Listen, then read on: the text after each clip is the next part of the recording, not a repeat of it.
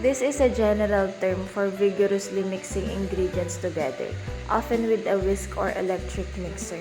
It can be used at various stages, such as beating eggs, combining wet ingredients, or further developing the structure after creaming.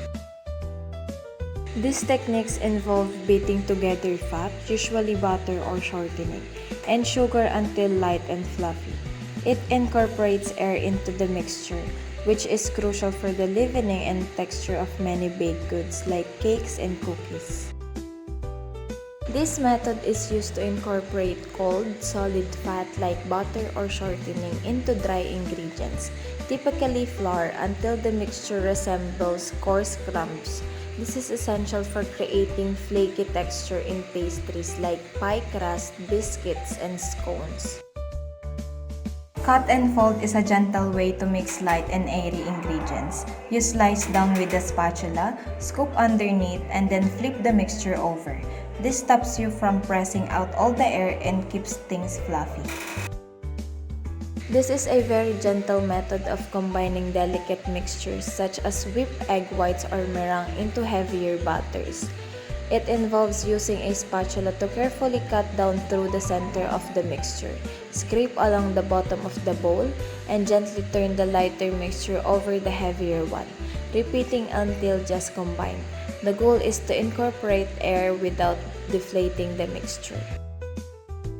This technique is specifically used for developing the gluten in doughs made with wheat flour such as bread and pizza dough.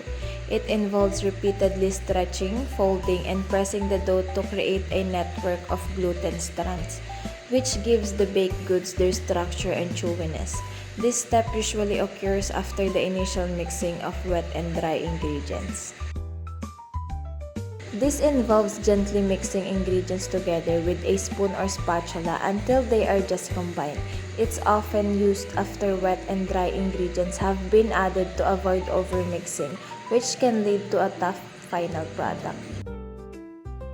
This is often one of the first steps, especially when working with dry ingredients. Sifting removes lumps, aerates the ingredients, and helps them combine more evenly later.